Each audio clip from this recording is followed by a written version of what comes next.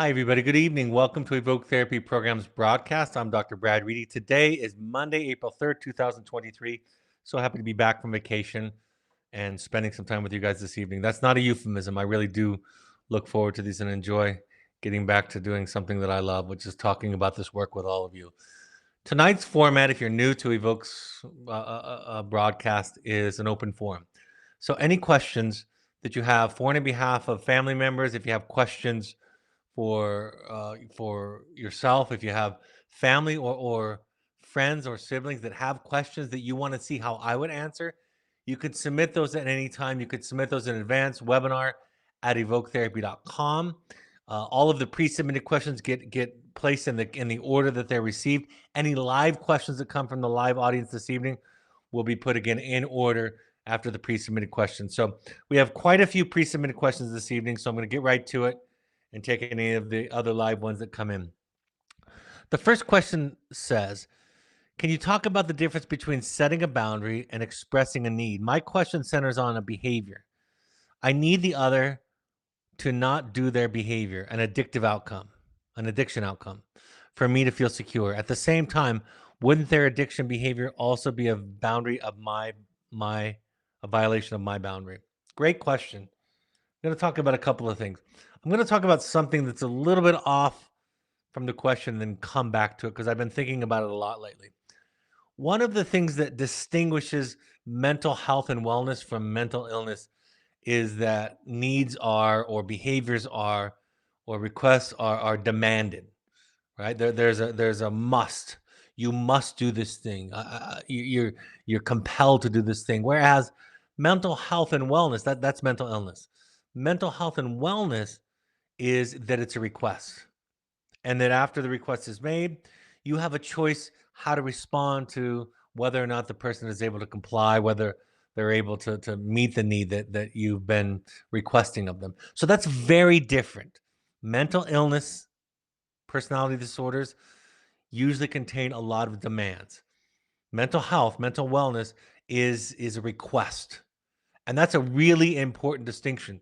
You can apply that to yourselves, and you can also look around to you, the people that you relate to, the people in your family, your friends, your colleagues, and you can recognize the difference between the two.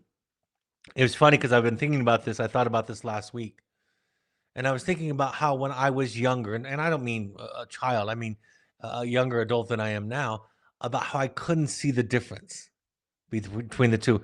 And part of it is when you grow up in a home where you believe that there's an edict, that there's a must, a should, an ought to in your background, that you have to do this thing, then you can't recognize it, right? If you grew up in water, you live in water, you breathe water, you can't recognize water. That old analogy of the fish being the last one to discover water. So the first distinction I'll make about your boundary question is there's a difference between compelling and requiring and asking or requesting. Now to go more broadly at your question. A lot of it is about let's first talk about how a boundary is essentially synonymous with self-care. Excuse me. Got a tickle in my throat this evening. A boundary is essentially synonymous with self-care. So this is what I need to feel safe, what I need to feel okay. But because we're not going to bleed over to the demand, the requirement, it's simply a request. If you do this, then this is going to be my response. Just the same way you would say to a child that if you clean your room, you can go out and play with your friends on Saturday, to use a very simple and trite example. And of course, those boundaries and the associated consequences can escalate, right? You can start off with it being a request with an associated consequence. I'll use that word lightly. I don't like to think of it because we don't think of boundaries as an attempt to necessarily change or control somebody else's behavior, but rather, like I described, it's about learning to take care of our own needs. So the person that you're requesting doesn't have to fulfill your need. They can still use drugs, practice their addiction as long and as deeply as they would like to. But then you have a response. Of course, if you're talking about a child under your care, you have boundaries and consequences that you can set with that. You can have privileges associated with your boundaries. If you're talking about an adult or somebody that's a peer and not necessarily your child, you have choices about how to remain or not in relationship to them. But it's the compelling aspect that I think I hear in your question that becomes problematic rather than the request itself. I can request that when you come home at night, you greet me with a, I'm really sorry about my throat. Let me take a moment and see if I can soothe my throat.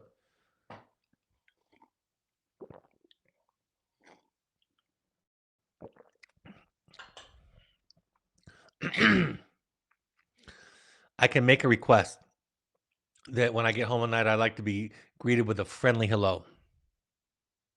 And then you get to decide if that's something that you're comfortable or willing to do. And then I get to respond to whether or not you're willing to do that. And then you get to respond to that and so forth and so on. That's essentially what it means to be in relationships. One of my favorite quotes about coupleship is that, boy, this is going to be a lot of edits in the podcast. Um, One of my favorite quotes about coupleship is that in relationships where the power is equal, as in a couple, that you can't demand or compel, that there has to be sacrifice. Then the question becomes, this is really important. The question becomes, is what's being asked of you too much? Can you stay in this relationship to others? Or is if the person is unwilling to respond to your request, if, for example, to use a simple illustration, if I said to you, I don't want to be hit when you're angry, I don't want to be yelled at or called names when you're angry with me or when you're feeling scared or upset, you have a choice or maybe an ability whether or not to comply with that request, to fulfill that request. But if I decide that hitting me or calling me names or degrading me is too much, then I get to decide to opt out of the relationship. And I'm not saying that lightly, right? That's not the first line of discussion. This is something that happens over time in relationships that matter a lot to us because changing our patterns on either side of the equation is a very difficult and painstaking process. But the principle is true. And really, what that comes down to, ultimately, what it comes down to in a coupleship or in a parenting relationship is who are you? Right? Look, what do you need? What's a deal breaker? What's a line in the sand that you're not willing to compromise on? And what's something that you're willing to be flexible on or negotiate? And everybody has both of those categories of needs and requests in relationship. So the question that gets asked by me often in all sorts of relationships is, am I being too rigid, too exacting with my requests or my boundaries, or am I being a doormat? Do I lack a sense of empowerment myself? And my answer to that question is yes. That's the right question. The right question is who are you and what do you need? What's negotiable and what's not? And I cannot answer that question. It's not my job. It's not within my purview, my range of knowledge to know what you need unless you tell me. If you say, I can't stand it when she yells at me, or I can't stand it when he yells at me, I'm not willing to tolerate it. You get to then decide based on that reality.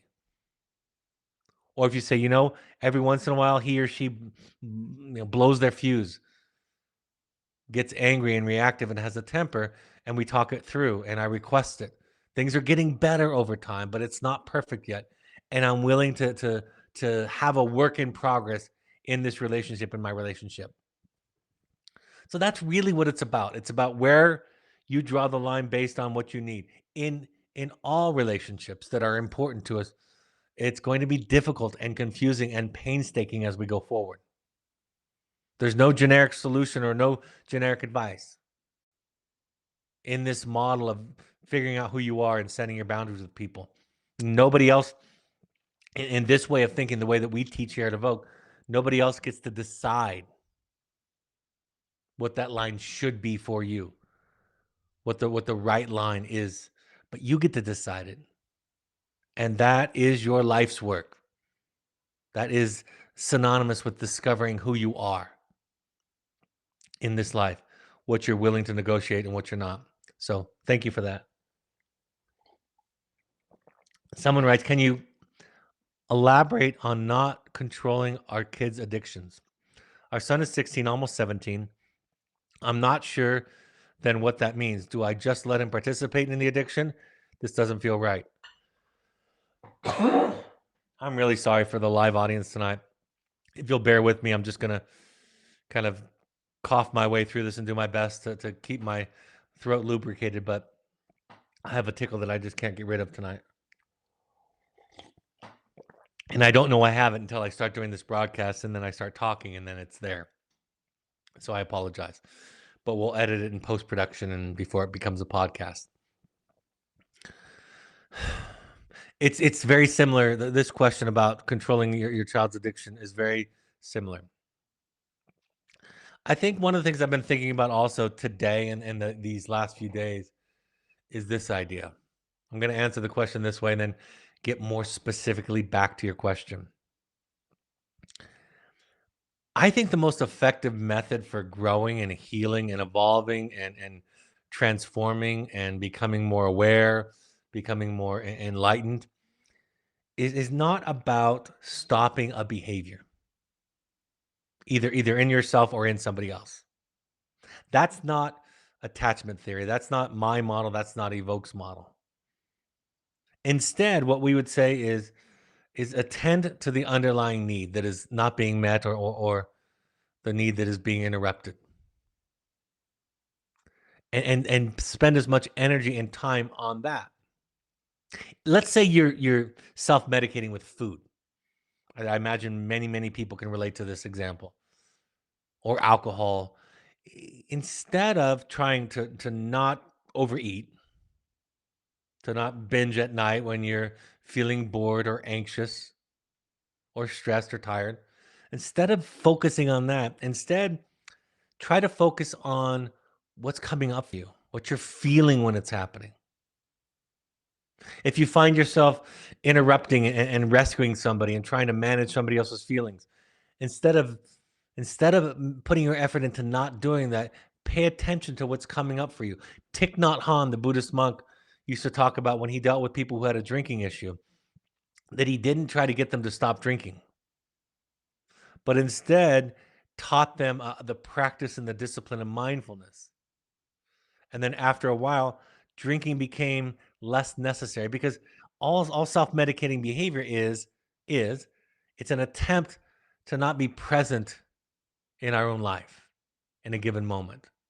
So if we can learn to be present, to lean into the feelings of discomfort, of anxiety, of insecurity, of sadness, of loneliness, of frustration, of fear, we can learn to embrace that, hold on to that, and work our way through it. Let it work its way, or let those feelings work their way through us. Then we don't need the self-medicating substance or behavior. That's a very different idea than behavioral theory. A very different sort of idea than therapies that are focused on symptoms. It's a very different idea than our culture, than Western society in many ways. We have so many medications. Go watch a television show this evening and watch the commercials that come on. And there are so many of them that are geared at trying to take away pain and sadness, physical pain, emotional pain. In Western culture, we think that pain is a problem. In Eastern philosophies, Buddhism, for example, the monk Thich Nhat Hanh that I was just mentioning, in Eastern philosophies, they talk about embracing the duality or non-duality, really, is what they call it, and understanding that the darkness and the light are joined together, that they're the other side of the same coin. So if you're fantasizing about yelling at somebody or hurting somebody or lashing out or punishing somebody in your life, Instead of saying, I'm not going to do that, I can't do that, pay attention to the feelings of fear, of sadness, of powerlessness, of loss, of grief that you might be avoiding. And as you bring that up and heal that, you won't need the distracting, self medicating behavior anymore because you're present with your feelings. And it's not a black and white thing that doesn't happen overnight, but that's a different sort of philosophy. So, having said that, with the question that you have with addiction, it's not about managing their addiction. It's about focusing on what's underneath. Boundary wise, just like I said to the previous question, you're welcome to set any boundary that you want.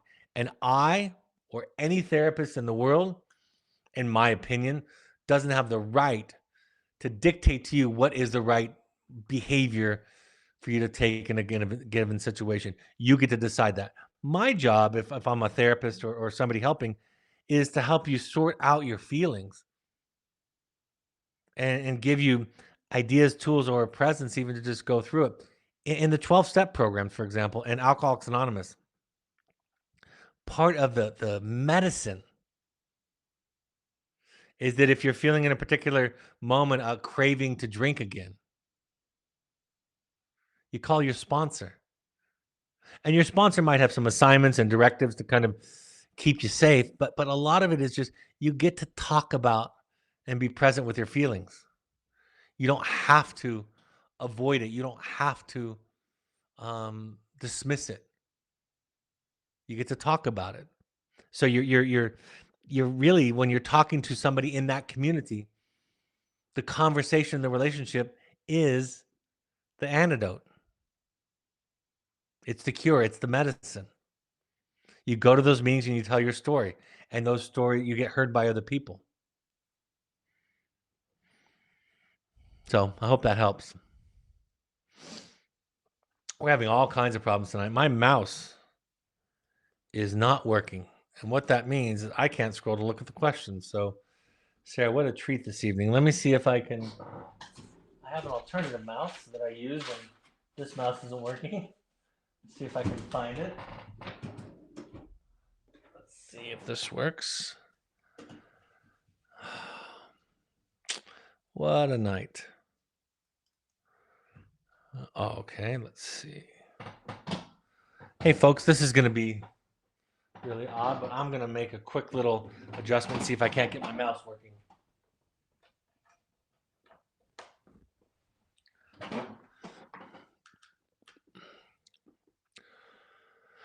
Okay, let's see. Oh, it's working again. Wonderful. All right. Starting again. We're starting from where I left off. Somebody writes, my 17-year-old daughter came home from Evoke 9 weeks in Evoke Entrada on Monday for anxiety, depression, and alcohol use. She surprised her 8 and 14-year-old brothers, and they cried and cried happy tears. We discussed spending the night as family to reconnect. Later that night, she dropped her older brother off at home from work and took off to see her friends. I called her and told her to come home and spend time with family. I reflected her feelings of frustration, but stated my boundary. She shut off her location, didn't respond to text messages or phone calls for 4 hours. Yesterday was great. Today she left at 10:45 a.m. to go to a dentist appointment and has not been home since. Again, not responding to phone calls and text messages. She turns 18 in 3 weeks, so there's not an option for a residential treatment center. She absolutely loved Evoke, and she said that she did everything needed to graduate. Is this the obnoxious phase? My boundary or what I feel comfortable with is not parallel with this behavior. Take the car away, then what? You know, this goes back to I think my boundary answer, which is 3 weeks away from 18 is pretty close to 18. And if residential treatment is off the table, which I think it sounds like it is, and it makes sense that it is, unless of course she's willing to, or thinks she has a problem and is willing to go where you use some leverage.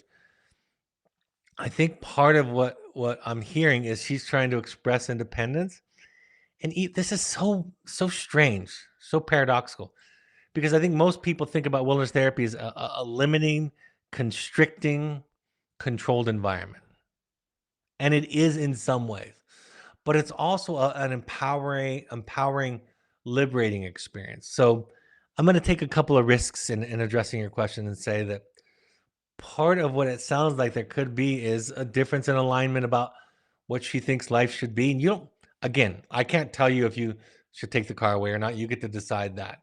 I can tell you that with my three children who have all aged into adulthood, it wasn't one day they were 17 and one day they were 18 and on their 18th birthday they were free, or since the three oldest children that I have all gone to college, at some point near their 18th birthday, I dropped them off at college.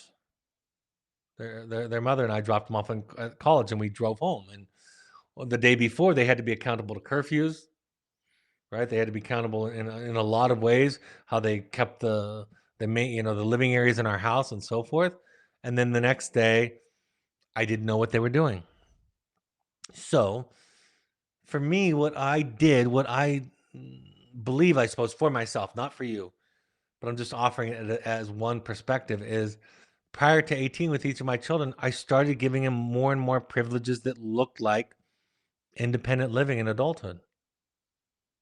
And part of what I think she might be bristling against is this idea that she wants to be treated like an 18-year-old or somebody that's approaching 18. And so that's going to redefine your whole relationship to her, the role that you play in her life. I always say that one of the goals of this program and parenting and family work is that when your children don't need you financially, that they want to spend time with you. And part of that the environment that fosters that kind of connection is the freedom to come and go as they please within a range. So you get to decide if you want to consequence it. Or this could be an opportunity for you to stretch and to prepare for what's happening in 3 weeks. I will tell you this, that research shows us, and my experience confirms it, that families that are more successful have fewer rules. They have rules, but really 5 or less rules. So they're more principle based. It's more process based. It can't be legislated. And I found that to be true.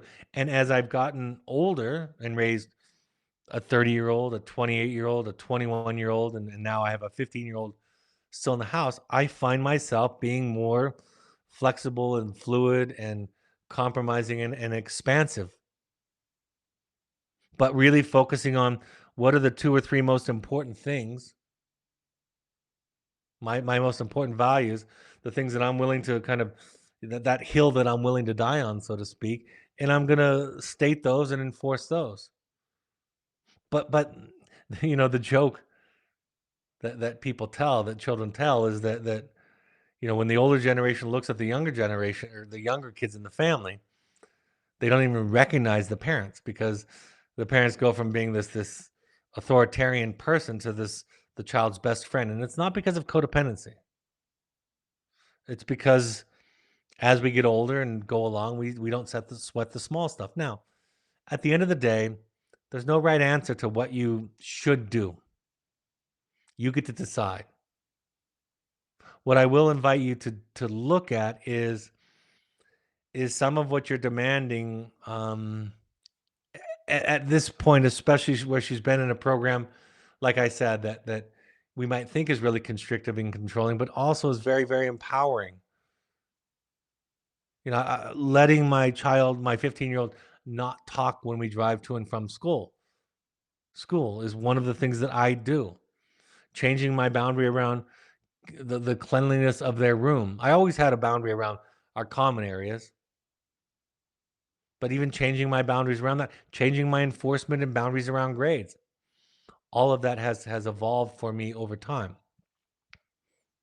And I get told sometimes by some people that I'm doing it wrong, and that is something to consider. But one thing that my therapist told me, and has stuck with me for decades, literally, is that when she was raising her child, that so many people thought she was doing it wrong and were critical of her. And now looking back, her child is in his 30s or 40s and has an amazing family and career. You know, she feels validated by what she has created in that relationship and the connection that they have. So when I hear that, I don't like the it's not deception, but I don't like the out and out. Maybe it's lying. Maybe it's suggesting to you that she is gonna be responsive and then she stops being. I don't like that. Like, to me, that's the thing that's most concerning about your question. I think that's where I want to end on this question with. The most concerning thing to me about the question about your question is the starkness of her turning off her location and of not responding. To me, that's an indication that something in the relationship needs tending to. And that's where, if I was the therapist, that's the place that I would go to. Not the specific examples, but what's going on. Do you feel like you can't communicate assertively? You feel like, guys, you don't have any tools for negotiation. That's what I would be concerned about. It's a tough one. Good question. And a really stark, dramatic shift.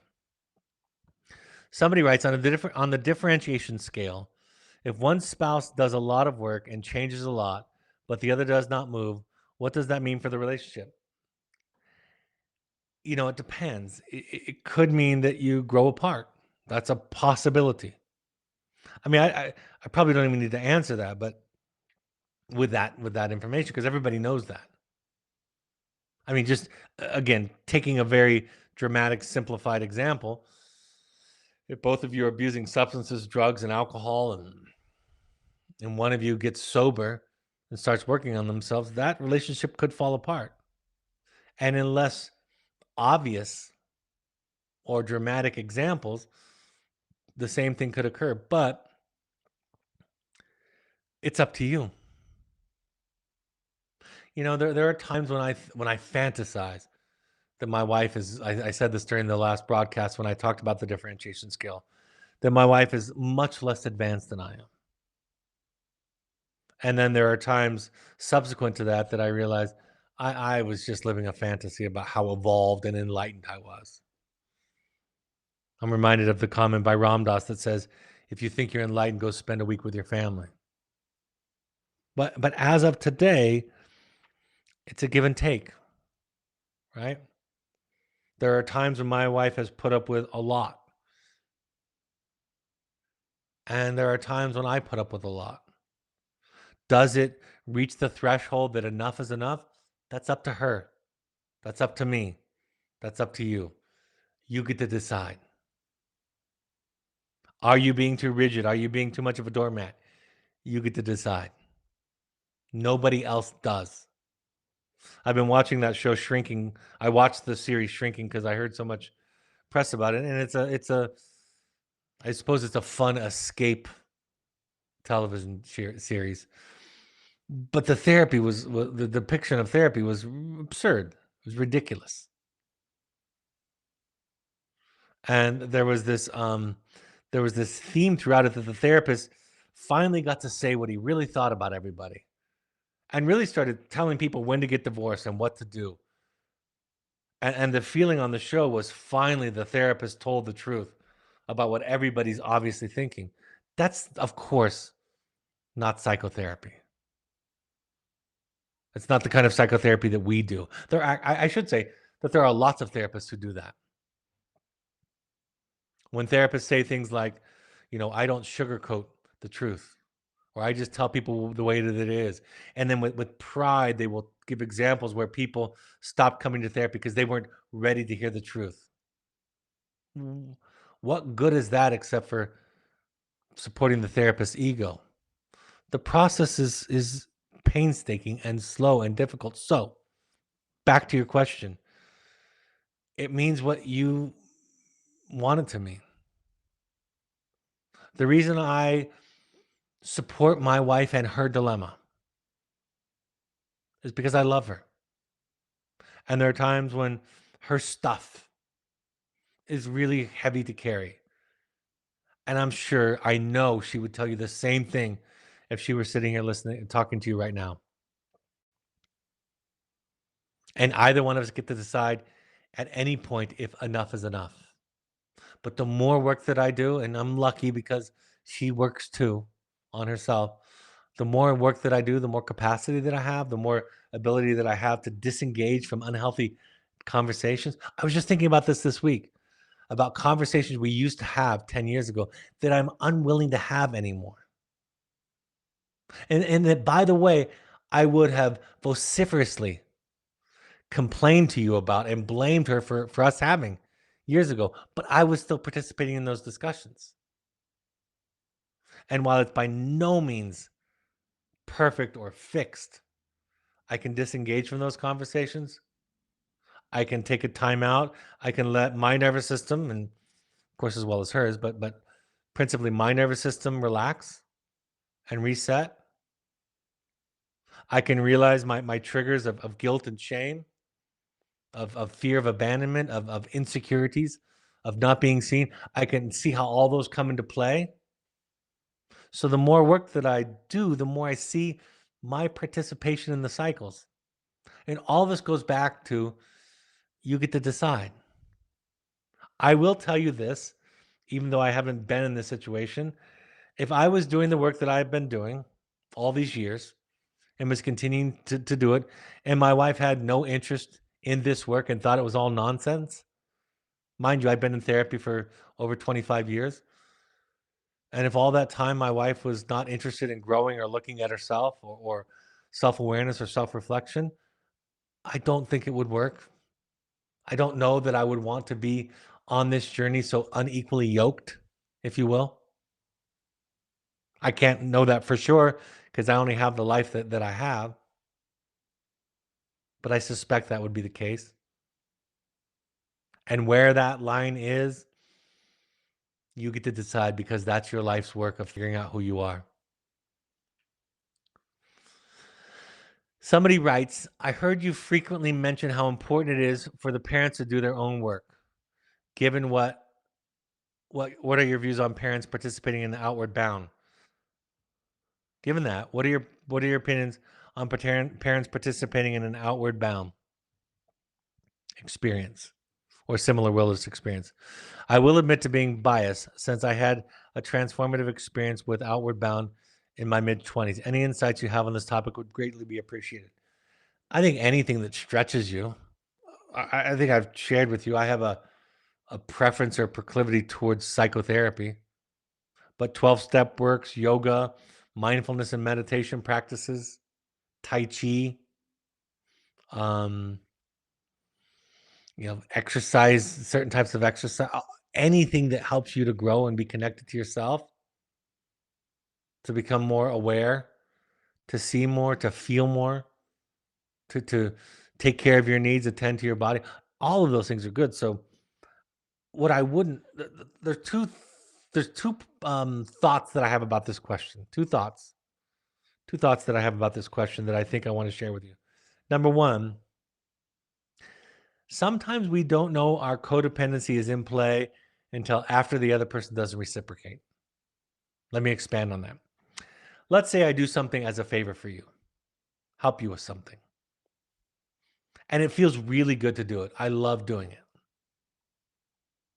I may not be aware that I'm doing it in a sort of a codependent way until you don't reciprocate or shower me with gratitude, and then I become resentful. And my resentment is a sign that I was probably doing it for the purpose of reciprocity. That resentment is a sign that I'm not taking good care of myself with my boundaries. So sometimes we do things. Sometimes parents will do things when they send their children to the program to try to prove to the child. I've had parents that won't sleep indoors, won't wear a jacket in the winter. These are true stories, at least in the initial phases of treatment when their child is in wilderness therapy, to communicate some kind of solidarity. And it never works. The child never responds how the parent wants to. I've known people who have decided to be sober in solidarity with their children who are experimenting with substances. And then they feel very resentful when the child relapses. That resentment is a signal that you were probably expecting reciprocity, some payment back, some contractual response. So if you're doing outward bound to prove to your child something, I think you're standing on some pretty thin ice, pretty faulty grounding. But if you're doing it because it's a way that you connect to yourself and to nature, by all means, I love it.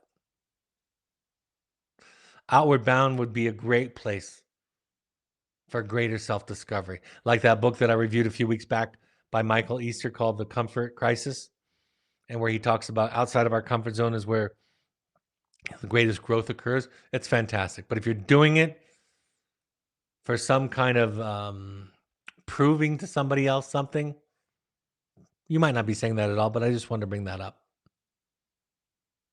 So, yeah. The other thing that I would say is it's hard. I mean, at some point, it doesn't matter how nurturing the situation is. At some point, we need some psychoeducation, some training, some introduction to skills and ideas. And outward bound leaders probably do that very well, just like our wilderness staff. And of course, our therapists do that very well here. So when I hear somebody talking about exercise as their therapy, exercise is a self care, but it's not a psychotherapy. It, of course, has wonderful applications to our mental health and wonderful contributions to our mental health. But at some point, no matter how wonderful the experience is, if you haven't been trained how to communicate assertively or to take responsibility for your own emotions or what a boundary is, you have no examples of that. No matter how wonderful the experience you go through, you need some teaching, some exposure, some lessons and some idea. So that would be the only thing I might add to that. But if everybody went through an outward bound experience, the world would be a better place. And our clients will tell you that very often in the wilderness that, and parents will tell you that everybody should have this opportunity. And parents will say to us all the time, I wish I had had this when I was young. Nature is a wonderful, wonderful healing teacher and a great catalyst for us becoming more connected and present in our lives with ourselves. So, yes. All right, this is a little bit longer. Somebody writes, I am married to an alcoholic. I have a lawyer and have filed for divorce.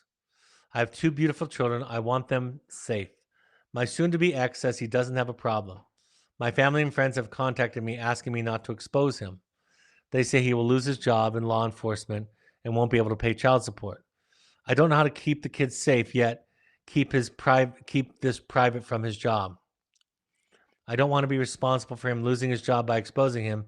He's got no DUIs at all. Please advise, I'd be grateful. This is one of those unwinnable situations. It's very, very, very difficult. I can't advise you what to do, but I can talk about the choices. I think one thing that comes to mind is if for you there are some custody issues involved that you feel like talking about his alcohol consumption and misuse needs to be exposed and talked about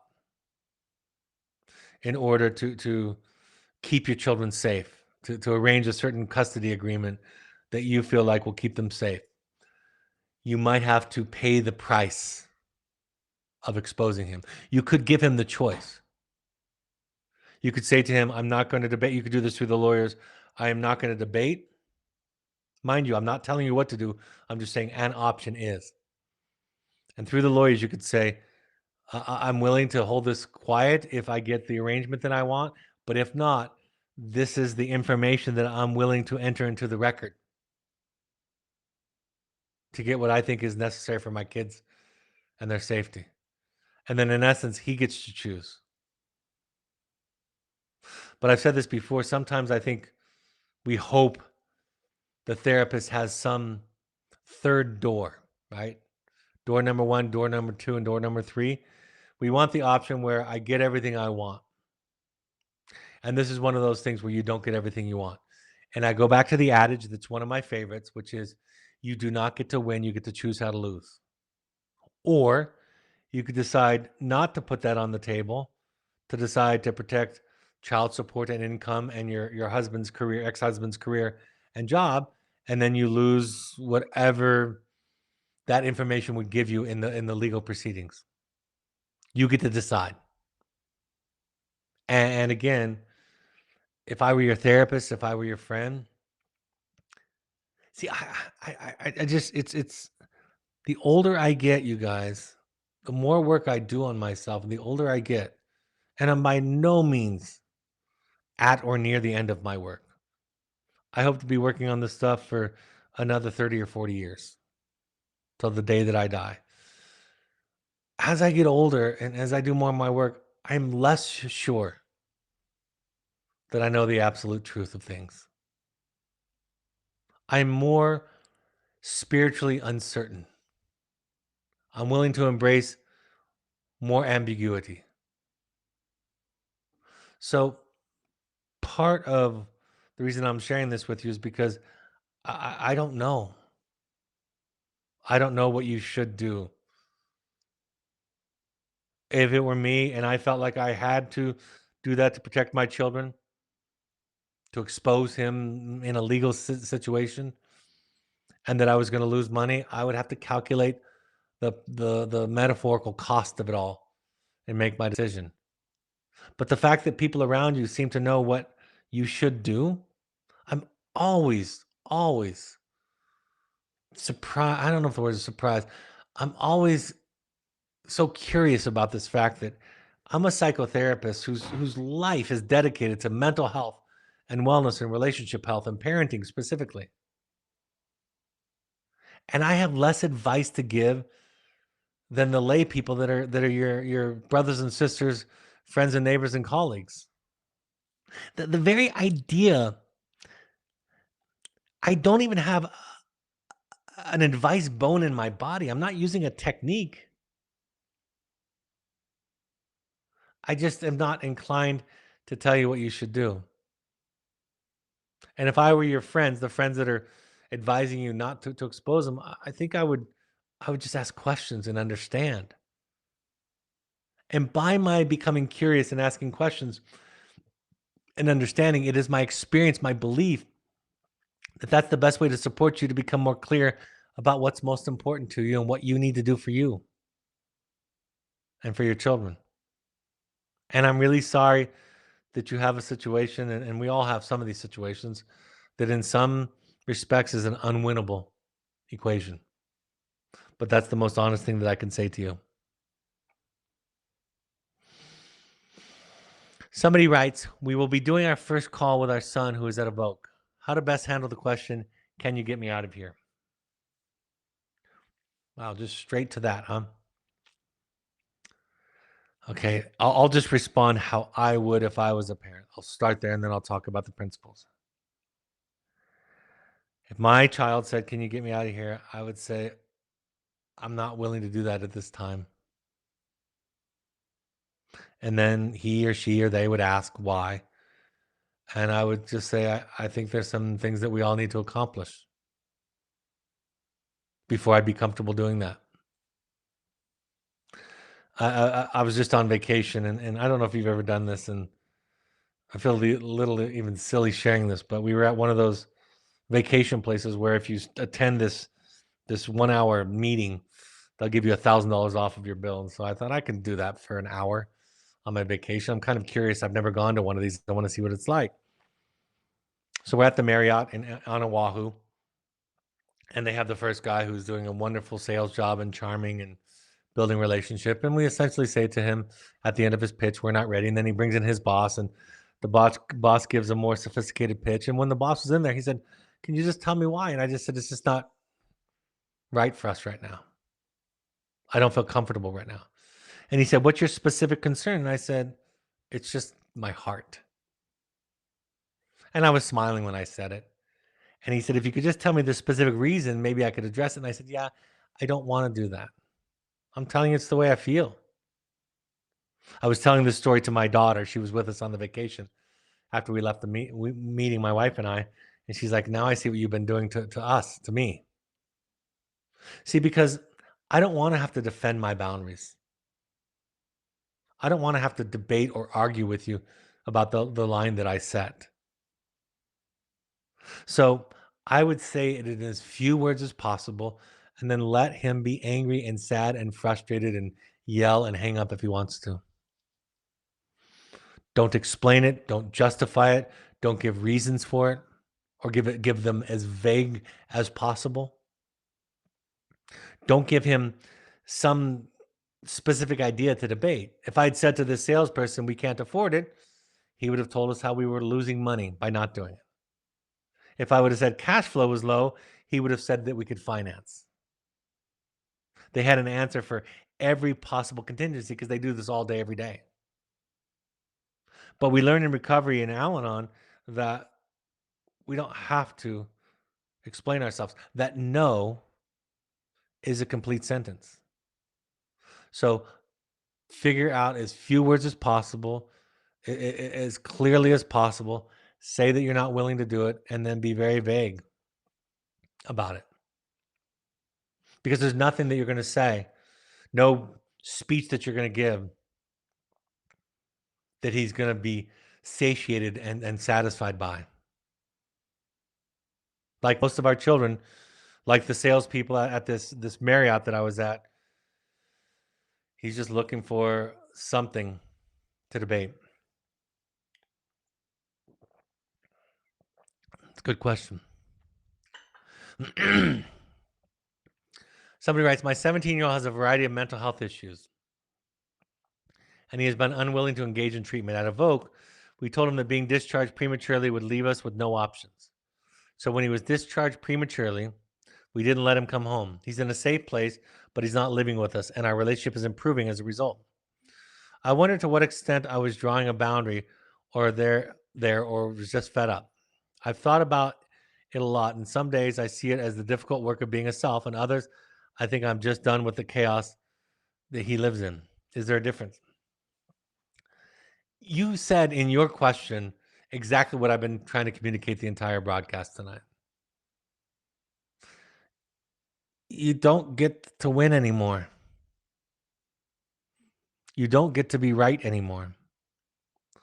That's the poison, not the cure. You get to be you. And there's really not much difference between being sick of the chaos that's created and setting a boundary. And I can understand how, with the distance, the relationship is improving. Boundaries help improve relationship if the other person's willing to go forward with those boundaries. I shared a few weeks back about the father, the one who's called the father of attachment theory, described that boarding school can be good. This is a long time ago. That boarding school can be good for children because it takes all of the intensity and heat, the temperature, and it reduces it for both the parent and the child. One of my favorite quotes about boundaries is that a healthy boundary is the distance between me and you at which I can love me and you simultaneously. So boundaries over time improve our relationship. So I can understand why you would have doubt about your decision because it's improving. And I can't tell you, you could have him come back. You don't sound like, from your description, you don't sound like it was a knee jerk response. You don't sound like you're trying to punish or control him. You sound like you're trying to protect yourself. And it sounds like it's working for all of you. And it's totally okay. It wouldn't be surprising to me at all if after a given period of time, you invited him to come back and you guys could do it better together than you were before. That's a possibility too. Can I just say something to all of you guys listening, watching, as a therapist who's quote unquote an expert in parenting? It's your masterpiece. Your life is your masterpiece. And just like our children, the way we figure things out is by trial and error. And sometimes we have to try the same thing over and over again. And sometimes it works on the fifth or the sixth try. So as a human being, as a father, as a as an imperfect person who's stumbling through his own life, his own painting of his life, I just want to support you all in figuring it out yourself.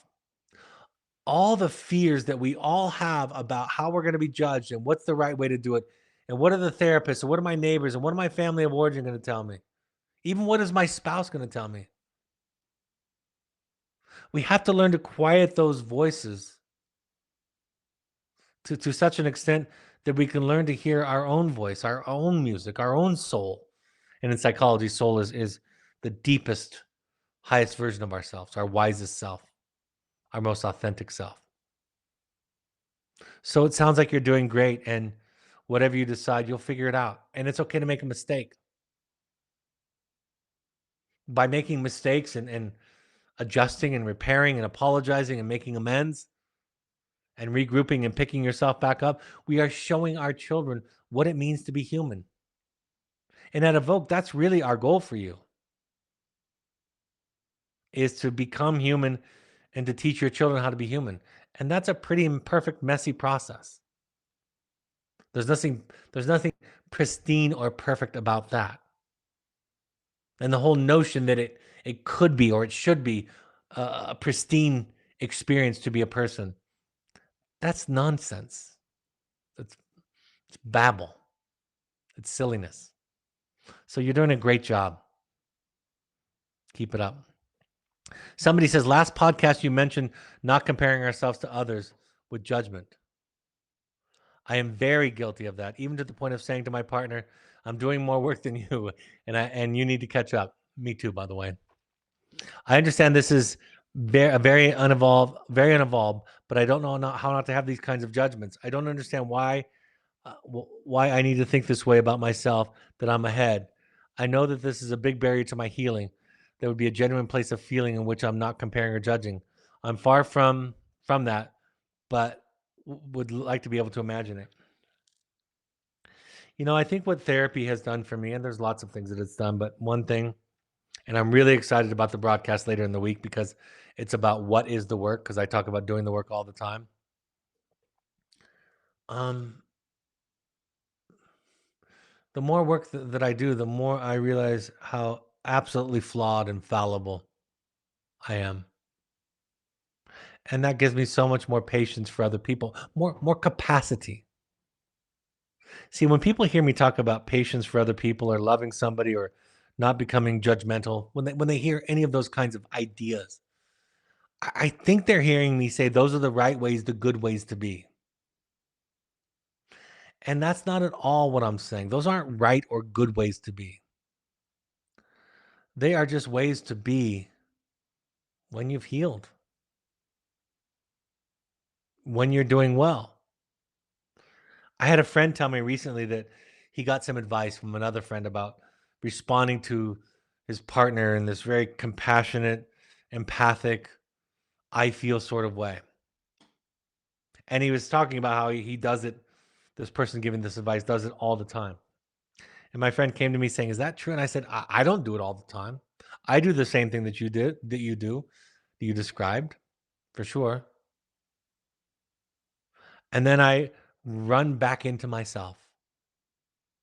I bump into myself on that high self-righteous road that I'm living on.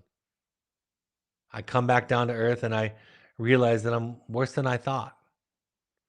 Not from a self-hating, self-disgusting place, but from a place of self-love, actually.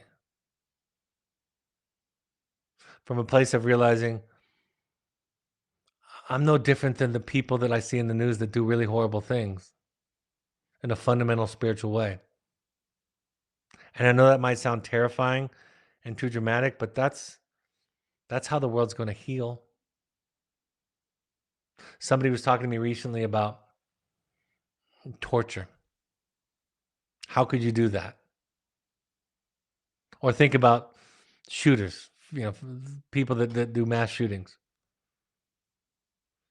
And what therapists will tell you, therapists who've done their work will tell you is we all have that in us. I haven't done any of those things exactly. But when somebody cuts me off on the road and I wish them I wish them destruction and evil, that's where it is. And if not dealt with, it could eventually become that over the period of many, many years, of course, of abuse and neglect and pain. So part of this work is realizing that when I wrote this a while back, when you're watching the Disney cartoons, I wrote it's not about identifying with the prince or the princess, the heroine or the hero. It's about identifying with all of them. Maybe most importantly, the villain. When my 30-year-old was 4 or 5, he said to me, we were watching Captain Hook, the Disney Captain Hook, Peter Pan, I'm sorry. And Captain Hook was on the screen, and my 5-year-old, I paused the show because he wanted to say something to me. And he said, Captain Hook isn't bad. He's just sad, right, Dad? I said, yeah, he's just sad. But we love labels like bad and evil. And we love to imagine that the evil is out there in other people. But as Carl Jung says, as Joseph Campbell teaches, all the hells, all the heavens, all the angels, and all the devils are in here. And the only devils worth fighting are the ones running inside of our own head. So that's what I'm going to be talking about on Thursday. That's part of the work, is having enough self-love and self-acceptance to be able to see our humanity and to love others and to be able to set a boundary when somebody's encroaching upon our boundaries and face the fears and the guilt and the shame that comes along with that. All right, I have time for one more. With all the coughing and choking earlier, it'll still be under an hour on the recording. Somebody writes, I'm noticing that our 13-year-old daughter, who was at Evoke for 11 weeks and has been at a residential treatment center for 12 weeks, is becoming more argumentative, aggressive with staff there and keeps saying she wants to go back to Evoke or home. In conversations with her, I am trying to be curious and incorporate the mindset of listening skills, and I've been learning and doing my own work, which has been amazing for me. I'm not really sure what my question is, but feeling disappointed and scared. It's really tough. I of course, don't know. But sometimes, sometimes oppositionality is a sign of wisdom. Some of the people that have made the biggest difference in my life have been teachers. Starting with my 5th and 6th grade teacher, Mr. McKechnie from Irvine, California. Mr. McKechnie changed my young life, and we kept in contact on and off my entire life since 6th grade. I had teachers in high school that made a difference to me in my life. I had teachers in college, of course, who made a dramatic difference in my life. I wanted to be a teacher. And there are a lot of teachers who probably would be best served, and so would their children, not to work with kids. That's true, of course, in any profession. There are good doctors and bad doctors. There's good therapists and bad therapists. There's good teachers and bad teachers. On and on and on. So part of it is making sure, again, that we're not trying to get her to manage her behavior, but trying to stay curious. Sometimes one of the most difficult things for my staff have been is that they will overvalue compliance and cooperation. And there's a large percentage of our clients that need to practice oppositional behavior, that need to practice argumentative behavior. It's a part of becoming who they are, becoming themselves. It's a part of identity development, of individuating. So I don't have an answer, of course, because the question is, of course, vague, and I don't know your child, but there might be wisdom in there. There might be She might feel like at Evoke she felt a little bit more safe and that the focus wasn't on so much compliance and cooperation. That could be the case. I'm not saying it is. It could be a lack of delay of gratification. It could be frustration tolerance. It could be signs of mental illness that I could spend the rest of the evening talking about, of course. It could be any of all those things, but I guess it's important to be curious and to figure that out. And to ask really, really tough questions of the therapists, of the professionals, and to expect intelligent answers. For those of you listening that have children in treatment or who have had children in treatment, you're paying a lot of money. You've paid a lot of money. A lot of money. And the thing that you've entrusted us all with is the most important thing in your life, your child and their well-being. And I'm not encouraging you to be cruel or unkind just because of that, but as I always say, you deserve to ask really difficult questions and to get really intelligent answers. And if the therapist can't seem to answer it and explain it, then take it up the chain. I get calls now and again from people when the buck stops with me and I get asked questions about our treatment process or a therapist or an intervention or policy. And I either have a very intelligent answer in responding why it is or was the way it was, or I apologize and try to make it better. But ultimately, if the person is being anywhere close to reasonable, even if they're being upset and reactive, which I understand, I thank them for coming to me. I thank them for asking. I validate the fact that you all are in a position of vulnerability. You all are.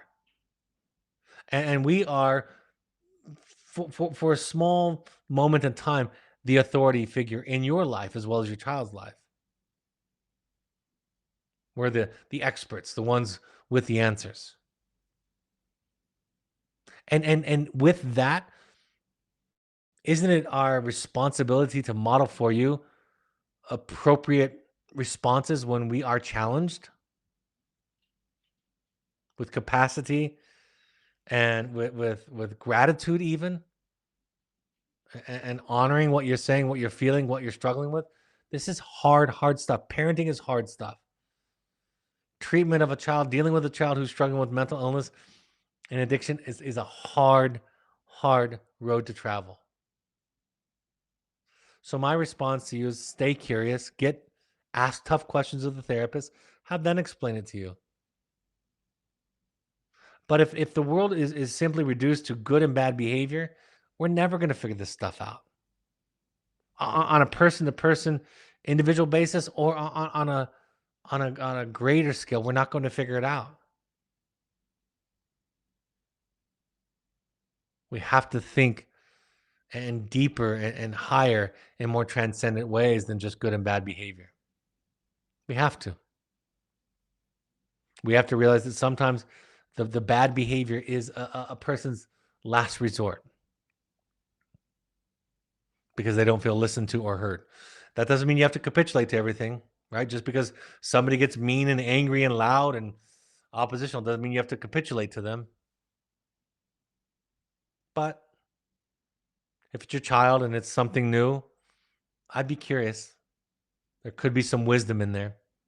There could be some authenticity in there that isn't being responded to adequately. So again, folks, I'm very sorry for my early problems with my throat. If you listen to this in post-production, you won't hear any of this. It'll come out clear. I'm going to be talking to you Thursday night about what is the work. But for tonight, I'll just go over the upcoming slides. You can get your camera ready if you want to point it toward the QR codes with the associated webpage will come onto will come up in your screen. My two books, The Journey of the Heroic Parent and The Audacity to Be You, are available on Amazon and Audible. If you'd like to do an intensive, a deep dive, a springboard into your own work, Finding You Intensive is our best effort to give you that. I can't think of a better use of your time and resources than doing your own work at a Finding You. April 19th through 23rd is our next offering. We also have an online offering about every other month. May 19th through 21st is that offering. Online, it's half the time, a third of the cost, and you don't have to travel. And it's over a weekend. So if you want to do your own work and contribute really to your child's well-being, this is the place to go. We also have Returning to You. If you've been to Finding You or you've been to Returning to You, if you want to come back, October 11th through 15th is our next offering for Returning to You. We're doing a Finding You weekend in the UK. June 23rd through 25th is our next offering. There's one spot left for that, and that will fill up. We also have custom Finding Connection for couples intensives and Finding Family for families. Contact intensives at evoketherapy.com for more information or for questions. We have support groups for current and alumni wilderness families. The next offering is April 6th at 6:30 p.m. Once a month, we have it just for alumni. April 25th is our next offering for alumni, only 6:30 p.m. Mountain Time. And then intensives, we have once a month a support group. April 11th at 6 p.m. Mountain Time is our next offering. Contact Sarah D at evoketherapy.com. That's S-A-R-A, excuse me, S-A-R-A-D. I guess I'm rusty from the vacation at evoketherapy.com, or go to evoketherapy.com/family involvement. If you would like a coach for families, for parenting, for couples, for anything that you're going through, for reintegrating back into treatment, our Evoke coaches have been trained in the attachment model. Also, many of them have worked in wilderness therapy and residential treatment centers, so they have that awareness. You can hire the coaches. You can do it virtually. Contact coaching at evoketherapy.com to sign up with a coach. We ask all current parents to go to 6 12-step support groups, any combination of Al-Anon.org, Coda.org, FamiliesAnonymous.org, or AdultChildren.org. You can also go to RefugeRecovery.org or NAMI.org, the National Alliance on Mental Illness, for free classes, support groups, or resources in your local community. All of these broadcasts are available on your favorite podcast or Spotify. Just search Finding You and Evoke Therapy Podcast, or go to soundcloud.com and you can find it there on your computer. Also, you can go to Evoke's YouTube channel and watch the broadcasts that are rebroadcast there with the videos and the slides. You can find Evoke Therapy Programs and me, Dr. Brad Reedy, on Twitter using the handle on Twitter and Instagram, using the handles at Evoke Therapy and at Dr. Brad Reedy, respectively. You can find Evoke Intensives on Instagram using the handle at Evoke Therapy Intensives. And on Facebook, you can find us by searching Evoke Therapy Programs or Evoke Therapy Intensives. You can also, of course, find our blog on our website that has new content from our staff and therapists each week. Our charitable partners, if you want to give back for people that can't afford treatment or therapy, choosementalhealth.org, sky'sthelimitfund.org, or evokefamilyfoundation.org are our three charitable partners. I have a long list of upcoming broadcasts. I'm really excited about on April 5th, 2 nights from tonight, 6:30 p.m. Mountain Time. What is the work and how do you do it? I can't wait for that one. I get asked that question all the time. What is the work? You say, do the work, do your work. What is the work? So I'll be talking about that this Wednesday, April 5th at 6:30 p.m. Mountain Time. Same place, same link. All right, folks, I hope this was a helpful point of contact with all my coughs and my throat clearings and my stuttering. I hope it was not too annoying. On behalf of the people that you love and the people that love you, thanks for showing up and being willing to do your work. Have a great evening, and I'll talk to you in about 48 hours. Take care. Bye-bye.